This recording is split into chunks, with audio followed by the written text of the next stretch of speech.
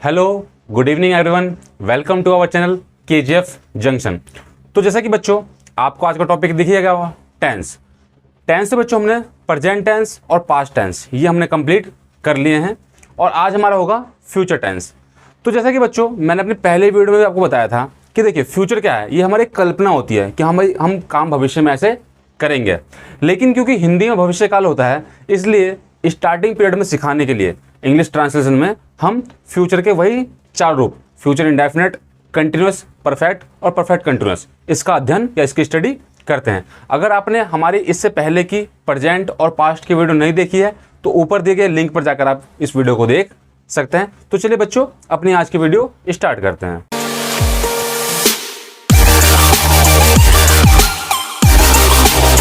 तो बच्चों आज का पहला टेंस फ्यूचर इंडेफिनिट टेंस। मैंने कहा भी था आपको फ्यूचर में भी वही चार सीक्वेंस रहेंगे, future indefinite, future continuous, future perfect और future perfect continuous.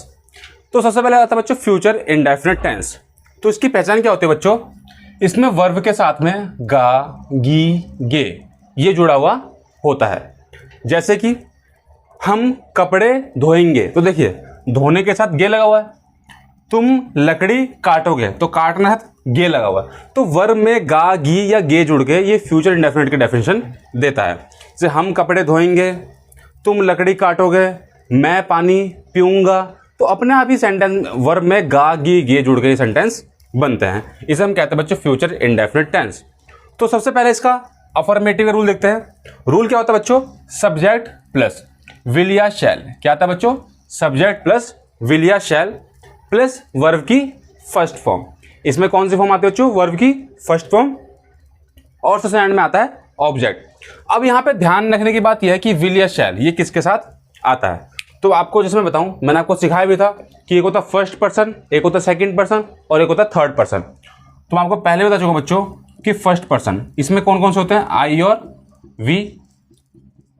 Second person में होता है यू और थर्ड पर्सन में क्या होता है बच्चों, ही, शी, ठीक ना, इट या किसी का भी नेम हो गया या फिर दे। तो आप ध्यान रखिएगा कि जो फर्स्ट पर्सन है आई और वी इसके साथ आता है शैल। क्या आता है बच्चों, शैल। और सेकंड और थर्ड पर्सन जो है, जो आपके सेकंड और थर्ड पर्सन है इसके साथ आता है बच्चों विल। तो समझ में आई बच्चों बात आपको कि आई और वी जहां पे होगा बस वहां पे शैल आएगा और बाकी सारे सब्जेक्ट के साथ क्या आएगा बच्चों, विल। जैसे हम सेंटेंस पहले यहां बना देते हैं, क्या लिखा है, हम कपड़े धोएंगे। तो हम कपड़े धोएंगे तो सब्जेक्ट है तो क्या होगा वी। अब यहां पे हेल्पिंग वर्ब लगेगी विल या शैल। तो आपको अभी मैंने बताया कि वी के साथ शैल आएगा तो वी शैल। उसके बाद वर्ब क्या है, धोना, तो धोने को बोलता है वॉश। तो वी शैल वॉश और क्या धोएंगे, कपड़े, तो वी शैल वॉश क्लॉथ्स। तो समझ में आई बच्चों बात। एक और सेंटेंस देते हैं, तुम लकड़ी काटोगे तो तुमको क्या कहते हैं बच्चों, यू। और यू के साथ क्या आएगा, मैंने अभी बताया आपको यू सेकंड पर्सन है, क्या आएगा, विल। तो यू विल। उसके बाद वर्ब, तो वर्ब क्या है, काटना, कट, और क्या काटेंगे, लकड़ी, तो लकड़ी को बोलते हैं बच्चों वुड। तो यू विल कट वुड। तो ये होता है इसका अफर्मेटिव का रूल। अब हम अगर आगे बढ़ते हैं इसके नेगेटिव की ओर, इसका नेगेटिव रूल होता है बच्चों सब्जेक्ट प्लस विल या शैल। हेल्पिंग वर्ब क्या है बच्चों यहाँ पे, विल या शैल। तो उसी विल या शैल के साथ क्या आता है बच्चों, नॉट। मैंने आपको कहा भी था कि हेल्पिंग वर्ब के साथ नॉट का प्रयोग होता है प्लस वही वर्ब की फर्स्ट फॉर्म प्लस ऑब्जेक्ट। जैसे कि देखिए वह पानी पिएगा, मान लीजिए लिखा है वह पानी पिएगा, हम इसको अगर नेगेटिव में चेंज कर दें वह पानी नहीं पिएगा, वह पानी नहीं पिएगा। तो इसको हम कैसे लेंगे, वह को क्या होगा, ही, और ही के साथ आएगा विल। तो ही विल नॉट, और पीने को क्या बोलते हो बच्चों, ड्रिंक, और सबसे एंड में ऑब्जेक्ट वाटर। तो he will not drink water. अब देखिए बच्चों कभी कभी क्या होता है, हम विल नॉट और शैल नॉट को शॉर्ट फॉर्म में यूज करना चाहते हैं। जैसे मैं आपको बताऊं कि देखिए जहां पे लिखा है विल नॉट, तो विल नॉट को हम यही बोल सकते हैं वॉन्ट। क्या कह सकते हैं बच्चों, वॉन्ट। और अगर लिखा है शैल नॉट, तो शैल नॉट को हम बोल सकते हैं शैंट। तो बच्चों ये बात आपको समझ में आई कि यहां पे विल नॉट था तो इस विल नॉट को हम वॉन्ट भी कह सकते हैं, और इसी तरीके से अगर शैल नॉट होगा तो उसे हम शैंट कह सकते हैं। तो बच्चों आपको सिंपल और नेगेटिव ये समझ में आया नहीं आया? अब बढ़ते हैं हम इसके इंटेरोगेटिव की ओर। अगर मैं इसका बच्चों इंटेरोगेटिव रूल देखूं तो वही रूल जो पहले से चलता हुआ आया। पहले क्या आएगी बच्चों? WH फैमिली अगर है तो, उसके बाद आपकी हेल्पिंग वर्ब प्लस सब्जेक्ट, अगर सेंटेंस में नॉट है तो नॉट आ जाएगा, वरना वही वर्ब की फर्स्ट फॉर्म प्लस ऑब्जेक्ट। अब मैं इसका एग्जांपल अगर लेने की कोशिश करूं, ठीक है ना, तो देखते हैं बच्चों एग्जांपल्स लेते हैं इसके इंटेरोगेटिव है। जैसे क्या राम खाएगा, क्या राम खाएगा, और एक एग्जांपल लेता हूं, राम क्या खाएगा। ये मैंने आपको अपनी पहली वीडियो में क्लियर किया था बच्चों कि इन दोनों में डिफरेंस क्या है, ठीक है। तो जब बात हाँ या ना में पूछी जाए तो वहां पे सिर्फ हेल्पिंग वर्ब का यूज होता है, ठीक है। तो क्या राम खाएगा, तो यहाँ पे सिर्फ जब यस या फिर नो में होगा तो यहाँ सिर्फ हेल्पिंग वर्ब आएगी। तो क्या होगा बच्चों, यहाँ पे राम के साथ क्या आएगा? विल। तो विल राम ईट। लेकिन जब मैंने बोला राम क्या खाएगा तो यहाँ पे मैं वैरायटी पूछ रहा हूँ कि क्या खाएगा, समोसे, चाउमीन, भेलपूरी, है ना। तो राम क्या खाएगा, तो क्या के लिए क्या लगेगा यहाँ पे? वॉट। तो वॉट विल राम ईट। तो बच्चों ये डिफरेंस है आपके हेल्पिंग वाले में सिर्फ और WH फैमिली वाले में। तो आपको ये बात समझ में आई? एक एग्जांपल मैं और आपको देता हूं ताकि आपकी और चीजें क्लियर हो जाए। जैसे मैंने बोल दिया कि मैं कपड़े क्यों धोऊंगा, ठीक है ना। ये भी इंट्रोगेटिव है कि मैं कपड़े क्यों धोऊंगा। तो यहां पे जो क्यों वर्ड है ये इससे पता चल रहा है कि इंट्रोगेटिव है। तो क्यों क्या बोलते हो बच्चों? वाई। और वाई, और देखिए यहां पे आई है तो आई के साथ क्या लगता है? शैल। तो लेकिन वही शैल उठ के पहले जाएगा, तो वाई शैल आई। उसके बाद वर्ब क्या है? धोना, तो वॉश। और कपड़े क्या बोलते हो बच्चों? क्लॉथ्स। और एंड में लगता है ऐसे क्वेश्चन मार्क। तो ये चीज आपको बच्चों इसका सिंपल, नेगेटिव और इंट्रोगेटिव ये क्लियर हो गया। आप इसको नोट डाउन कीजिए। हम इसके कुछ एक और टाइप के सेंटेंस हैं उन पर थोड़ा सा गौर करते हैं। अब देखिए बच्चों इन दोनों सेंटेंसेस को थोड़ा ध्यान से पढ़िए। पहले में लिखा है यदि तुम पढ़ोगे तो तुम पास हो जाओगे, और दूसरे में यदि राम आएगा तो हम उसकी मदद करेंगे। अगर आप इन दोनों सेंटेंसेस को ध्यान से दे रहे हो तो सबसे पहली बात यहाँ पे दो सेंटेंस है और दोनों ही किस में बच्चों? फ्यूचर में है। लेकिन अगर आप ध्यान से देख रहे हो तो यहाँ पे आपको चीज दिखाई देगी कि एक कंडीशन दे रखी है। क्या दे रखी है? कंडीशन, कि यदि तुम पढ़ोगे तो तुम पास हो जाओगे, है ना बच्चों। अब हम क्या देते हैं कि यहाँ पे एक सेंटेंस में तो दे रखी क्या? कंडीशन। एक सेंटेंस में क्या है बच्चों? कंडीशन, मतलब शर्त दे रखी है, और दूसरे सेंटेंस में इसका रिजल्ट दे रखा है, मतलब उसका परिणाम दे रखा है। जैसे आप यहां देखोगे तो यदि तुम पढ़ोगे तो तुम पास हो जाओगे, यदि तुम पढ़ोगे। अब देखिए ये क्या दे रखी है? ये एक तरह से शर्त दे रखी है, मतलब एक कंडीशन है ना। और ये उसका रिजल्ट है, ये क्या है? उसका परिणाम, मतलब क्या है बच्चों? रिजल्ट। कि यदि तुम पढ़ोगे तो शर्त क्या है? पढ़ने की, तो तुम क्या हो जाओगे? पास हो जाओगे। सेम सेंटेंस यहाँ पे यदि राम आएगा तो हम उसकी मदद करेंगे, ये कंडीशन है और ये उसका रिजल्ट है। तो ठीक है, तो देखिए बच्चों, और यहाँ पे क्या लिखा है? यदि। तो यदि को क्या बोलते हैं बच्चों? यदि को कहते हैं इफ। तो जब भी कोई ऐसा सेंटेंस हो यदि करके, देखिए, तो जब भी सेंटेंस हो यदि, अगर, दोनों का मीनिंग इफ होता है, तो आपको हमेशा क्या ध्यान रखनी है कि जो इफ के साथ वाला सेंटेंस होता है, मैं यहाँ पे बच्चों रूल को लिख भी दे रहा हूं कि इस कंडीशन में क्या होता है कि जो इफ इसके साथ वाला सेंटेंस होता है वो हमेशा प्रेजेंट में बनता है। किसे बच्चों? प्रेजेंट में। और जो रिजल्ट वाला सेंटेंस है वो फ्यूचर में बनता है। इतनी बात समझ आ गई बच्चों आपको कि जो कंडीशन वाला सेंटेंस है वो किसमें बनता है? प्रेजेंट में, जो शर्त वाला सेंटेंस है। और जो रिजल्ट मतलब परिणाम वाला सेंटेंस है वो किसमें बनता है? फ्यूचर में। इस बात को आप ऐसे भी समझ सकते हो कि जब भी दो सेंटेंस फ्यूचर में होंगे तो दोनों कभी फ्यूचर में नहीं बनेंगे। जो यदि के साथ जुड़ा हुआ जिसमें शर्त दे रखी है वो बनेगा प्रेजेंट में, और जो रिजल्ट पे डिपेंड करता है, ठीक है, जो रिजल्ट है वो बनेगा हमेशा फ्यूचर में। जैसे अगर मैं इस सेंटेंसेस को बनाऊं यहां पर, तो कैसे बनाऊंगा? इफ। तो इफ यदि तुम पढ़ोगे, तो अभी मैंने आपको जैसे पीछे सिखाया तो उसके हिसाब से बनेगा यू विल रीड। लेकिन नहीं बच्चों, जैसे इफ आ गया तो क्या करेगा? इफ के साथ वाला सेंटेंस प्रेजेंट बनेगा, तो प्रेजेंट क्या होता है, सब्जेक्ट प्लस वर्ब। ये मैंने आपको सिखा रखा है कि प्रेजेंट में क्या होता है, सब्जेक्ट प्लस वर्ब की फर्स्ट फॉर्म। तो इफ यू रीड और कोमा, ये बनेगा फ्यूचर में तुम पास होगा, तो यू विल पास। तो बच्चों आपको बात समझ में आ गई।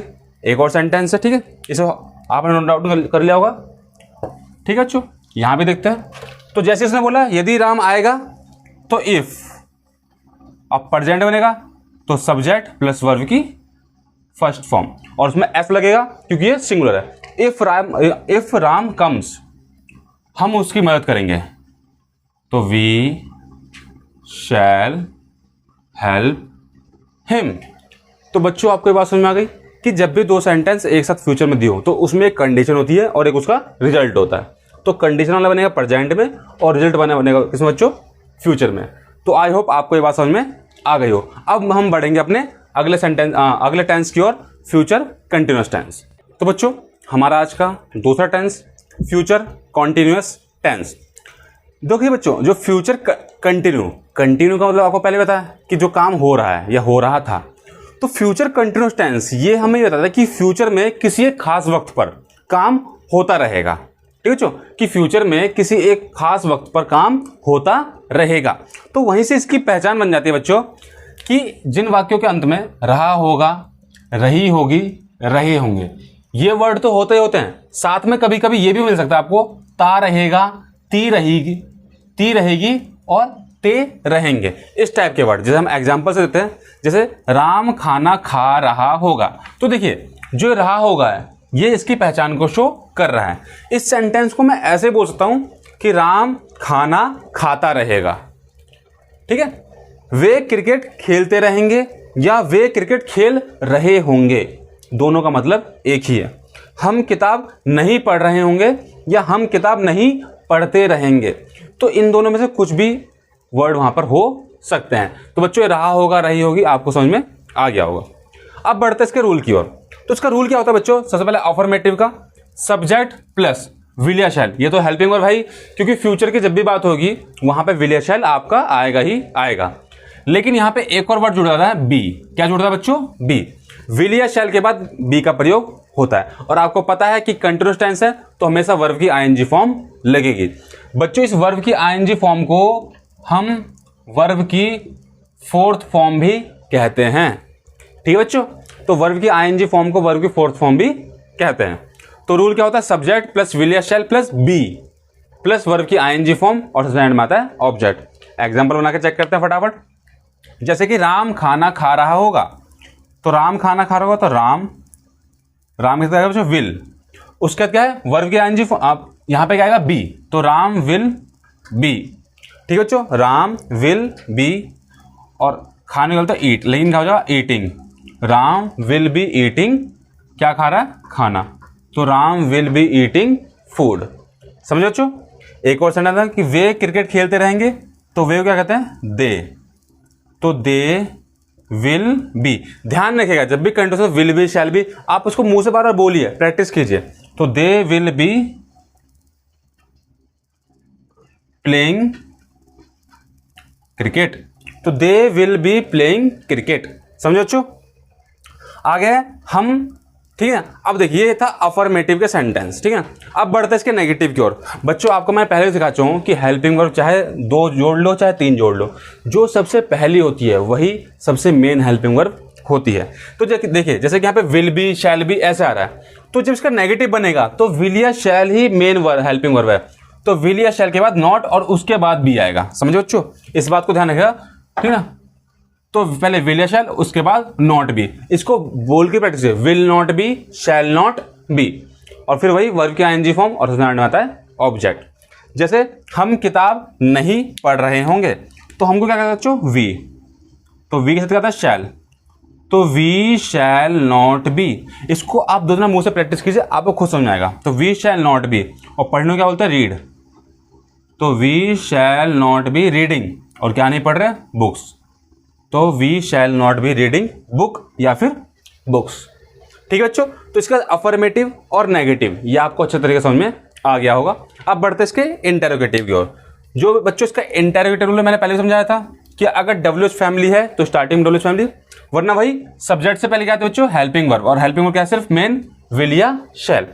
अगर नॉट या बी है तो सब्जेक्ट के बाद, है ना, बी सब्जेक्ट के बाद आएगा और विल या शैल सब्जेक्ट से पहले। ये चीज़ आप हमेशा ध्यान रखिएगा। प्लस वही वर्ब की आईएनजी फॉर्म और सबसे एंड में आता है ऑब्जेक्ट। एग्जाम्पल के थ्रू समझते हैं चीज़ों को। जैसे क्या लिखा जो, क्या तुम फुटबॉल खेलते रहोगे, तो जवाब हाँ या ना में पूछा है, और मैंने आपको सिंपल सी लैंग्वेज समझाया था कि जब शुरू में क्या होता है तो सिर्फ हेल्पिंग वर्ब आती है। अब मैं तुम कह सकता था विल, तो इसलिए क्या आएगा आपका विल, क्या आएगा बच्चों, विल, उसके बाद यू और फिर आएगा बी। ये ध्यान रखिए जो कि सब्जेक्ट से पहले विल और बी को लगाना मत भूल जाना फ्यूचर कंटिन्यूअस में। तो विल यू बी प्लेइंग, क्योंकि आईएनजी होने लगी, तो विल यू बी प्लेइंग। अब यहाँ पे क्या खेलना है बच्चों, फुटबॉल, तो will you be playing football, और सबसे एंड में क्या आता है बच्चों, क्वेश्चन मार्क। समझो बच्चों। अगला है, वह कपड़े कहाँ बेच रहे होंगे। अब देखिए ये जो कहाँ वर्ड है, ठीक है ना, अरे इसका जवाब वो मत देना बाजार में बेच रहे होंगे, जवाब में आपको उसका ट्रांसलेशन करना है, ठीक है बच्चों। तो वह कपड़े कहाँ बेच रहे होंगे, तो कहाँ क्या बोलते हो बच्चों, वेयर, क्या बोलते हो बच्चों, वेयर। तो वेयर विल, अब वह,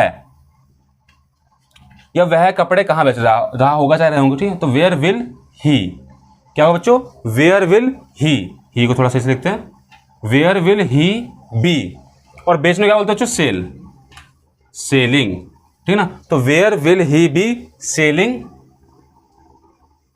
क्लॉथ। तो समझो बच्चों, इसको आप ऐसे लिख सकते हो, वह कपड़े कहाँ बेच रहा होगा। हमने ज़्यादा को इज्जत दे दी बेचारे को, कोई दिक्कत नहीं है, लेकिन इसका ट्रांसलेशन इस तरह से होगा कि where will he be selling clothes. तो बच्चों मैं उम्मीद कर रहा हूँ आपको कि आपको फ्यूचर कंटिन्यूअस टेंस भी अच्छी तरीके से समझ में आया होगा। आप इसको नोट डाउन कीजिए, हम आगे कुछ सेंटेंस की ओर बढ़ते हैं। तो बच्चों ये 3 सेंटेंस आपको दिखाई दे रहे होंगे। यदि रानी सब्जी काटेगी तो मैं खाना पकाऊंगा, क्या तुम घर नहीं जाओगे, और वे कहाँ किताब बेच रहेंगे, ठीक है। तो इन 3 सेंटेंस के जवाब आपको मुझे कमेंट बॉक्स में करके दिखाना है। तो बच्चों आज हमने फ्यूचर के अपर 2 टेंस, फ्यूचर इंडेफिनिट और फ्यूचर कंटिन्यूअस करा। अगली वीडियो में हम फ्यूचर परफेक्ट और फ्यूचर परफेक्ट कंटिन्यूअस को करके टेंस की एक बेसिक कॉन्सेप्ट को जो है ओवरऑल खत्म कर देंगे। तो चलिए बच्चों मिलते हैं आपसे अपनी अगली वीडियो में, तब तक घर रहिए, सेफ रहिए, धन्यवाद।